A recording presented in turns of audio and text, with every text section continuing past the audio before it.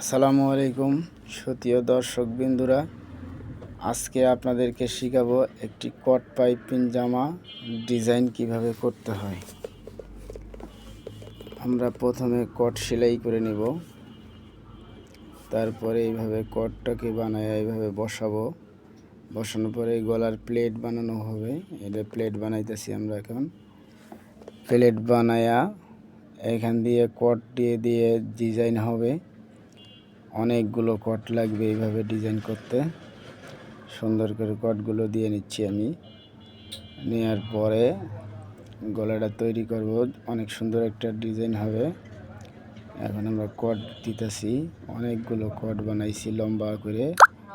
এইভাবে কট দিয়ে নিয়ে আমরা গলার ভিতরে ফিউজিং দিয়ে বসায়া পরে ভিতর দিয়ে কট ঢুকাই দিতেছি।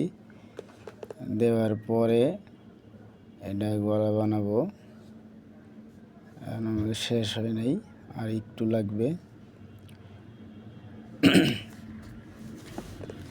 ফাইনালি কয়েকটা বাকি আছে, এটা দিয়ে নেব। নেওয়ার পরে আপনারা দেখতে পাচ্ছেন কি সুন্দর করে ডিজাইন করছি। এই যে কট দেওয়া হয়ে গেছে, এখন আমাদের গলাটার ডিজাইনটা দেখাচ্ছি। আমাদের সম্পূর্ণ কমপ্লিট প্রায় হয়ে গেছে। এটা হাতায় পাইপিং করছি এবং কি এমব্রয়ডারি একটা ইয়োক আছে কাটওয়ার্ক করে দিছি। দেওয়ার পরে দুই সাইড দিয়ে ডিজাইন করে দিছি। দেখেন কট কিভাবে আমরা করলাম। কটের ডিজাইনটা অনেক সুন্দর, কট পাইপিং বলে এটাকে।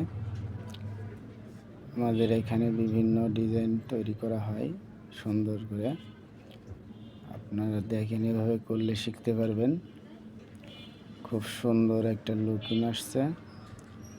এটা কট পাইপিং জামা। দেখেন আমাদের ডিজাইন অনেক সুন্দর। এই যে দেখেন কি সুন্দর একটা ডিজাইন লুকিং।